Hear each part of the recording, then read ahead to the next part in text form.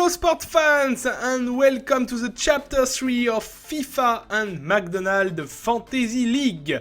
I hope you enjoy the World Cup so far and especially the World Cup Fantasy League. So before we start, here are some important updates.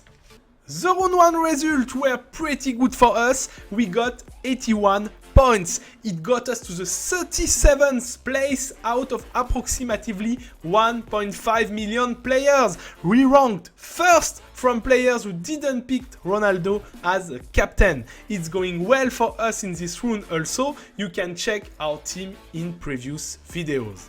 So this video was uploaded a little bit earlier and it's the most important one in group phase. On round 1 and 2, we choose hot players from strong teams who played versus so-called weak teams. I must say, I never saw so many surprises in one World Cup, but still, this was our strategy. Be thrilled, now it's the time to change the strategy and to use the wild card. For those of you who don't know, I will explain. During group phase, you're allowed to make one transfer each round. Between group stage and round of 16, unlimited transfers. And from there, you have enough. You can check the full details in rules, link below. So, by activating the wildcard, we basically changing our whole strategy for last match in group stage. We try to choose players who have all these three features. 1. They play for the first place in their group. Second, their opponent is weak. Third, players had good score so far and they want to achieve a personal record, such as Ronaldo, who claims to be the World Cup top scorer of all times. We took off from the formation strong players, even with good stats such as Lukaku, De Bruyne and Coutinho, just because they have a soak games in front of them. Last point before talking about the formation, transfer can be made for 2.5 days more, so stay tuned, we might upload last minute change video. Time to see our completely new formation.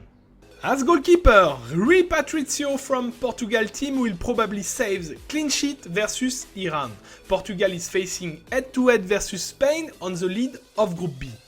Our first defender will be Sergio Ramos from Spain, who will play versus Morocco and also should keep clean sheet because they won the first place in Group B. Our second pick will be Dejan Lovren from Croatia. Croatia is just on fire and they will have to win Iceland to ensure the first place of their group. Iceland is a strong team, but her attackers are not so good. Maybe not in a good shape is a better definition. As you understood, we predict Croatia win and keep clean sheet.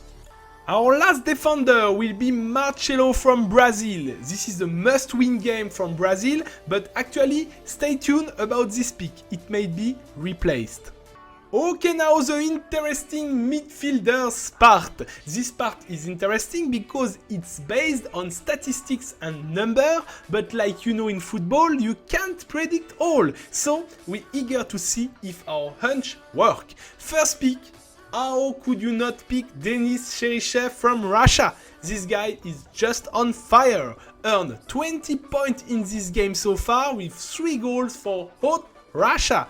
Russia will face Uruguay and the winner gets first place. Uruguay didn't impress till now and we believe that the Russian team with the help of the local audience could make it.